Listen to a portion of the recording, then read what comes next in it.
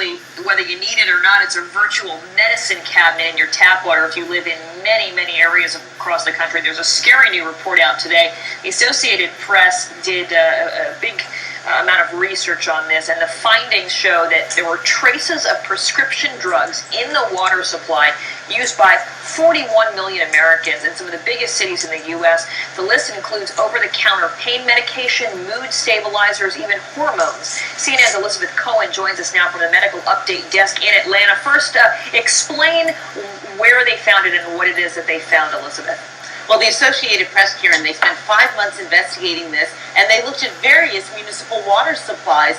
Not all of them keep track of whether or not they're pharmaceuticals, but the ones that do, they all had traces of various medicines. And I'm going to give you a list. This will give you some idea of the kinds of things that they found. For example, in Atlanta, where I am right now, they found that the water contained traces of antibiotics, blood pressure drugs. In Cincinnati, cholesterol drugs, they found a trace of one of those, and estrogen that women sometimes take for medicinal reasons. And in New York City, they found a trace of a seizure drug and an anti-anxiety drug. Now, to give you sort of the big picture, how many drugs did they find in the drinking water? In Philadelphia, they found trace amounts of 56 different drugs. In New York City, they found traces of 16 drugs, and in northern New Jersey, 13 drugs. Now, these are teeny, tiny amounts. That's really important to say right up front. It's also important to say that no one really knows what effect this has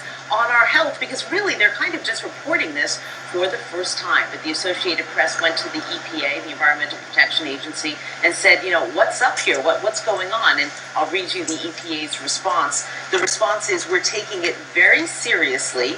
We recognize there's a growing concern about the presence of pharmaceuticals in our water. We're evaluating the potential health effects of contaminants at low levels when they occur and how best to remove them. Now, I'm sure the question that right now is on everyone's mind is, how in the world did drugs get into our drinking water? Well, it's not very pretty, and I'll give you the sort of sanitized version. We all take drugs, and our body does not absorb 100% of everything. Some of it passes through our body, ends up in sewage. Sewage is then treated and ends up back in the water system. Karen?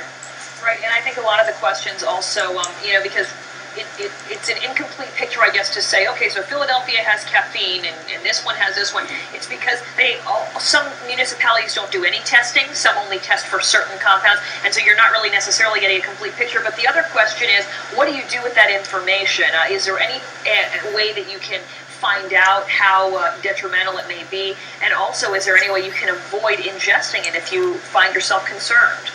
You really asked a couple of different great questions here, so let me take them apart. First of all, if you want to know what's in your water, you can certainly go to your water system and ask. But as you said, not everyone tests for everything. In fact, some people don't test for much at all, so you may not be getting a full answer. And as far as what it means for your health, that is very difficult to know, because people really haven't done studies on what these trace amounts mean for our bodies. It's tough to know. So, of course, the next question is, well, what about bottled water? Well, I hate to sound so pessimistic here.